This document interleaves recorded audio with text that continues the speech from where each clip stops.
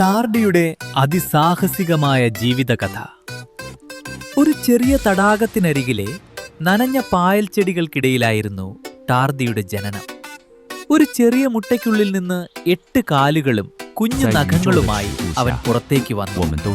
ലോകത്തെ ഏറ്റവും കരുത്തനായ ജീവിയാണ് താനെന്ന് കാണുമ്പോൾ ആർക്കും തോന്നില്ല.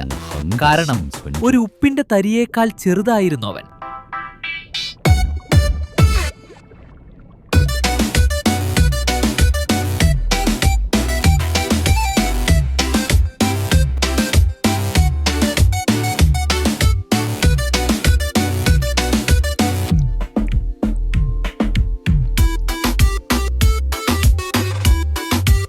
ആദ്യത്തെ കുറച്ചു ദിവസങ്ങൾ ടാർഡിക്ക് വളരെ സന്തോഷകരമായിരുന്നു.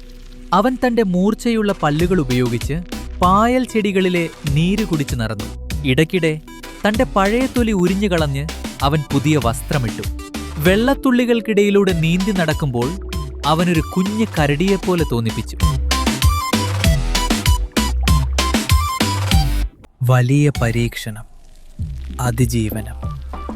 പെട്ടെന്നാണ് ആ ദുരന്തം സംഭവിച്ചത്. കഠിനമായ വേനൽക്കാലം വന്നു. ടാർഡി താമസിച്ചിരുന്ന പായലിലെ വെള്ളമെല്ലാം വറ്റിപ്പോയി. സാധാരണ ഏതൊരു ജീവിയും അവിടെ മരിച്ചു പോകുമായിരുന്നു. എന്നാൽ ടാർഡി തോറ്റുകൊടുക്കാൻ തയ്യാറായിരുന്നില്ല. അവൻ തന്റെ ശരീരത്തിലെ വെള്ളമെല്ലാം പുറത്തു കളഞ്ഞു. കാലുകൾ ഉള്ളിലേക്ക് വലിച്ച് ഒരു ചെറിയ പന്തുപോലെ ചുരുങ്ങി. അവൻ ഒരു ടണ്ണായി മാറി. അവൻ മരിച്ചതുപോലെ കിടന്നു. ശ്വാസമില്ല, ഹൃദയമിടിപ്പില്ല.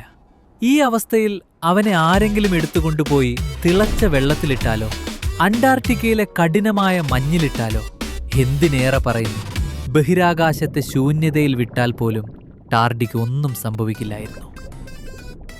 കാലങ്ങൾ കടന്നുപോയി, വർഷങ്ങൾ.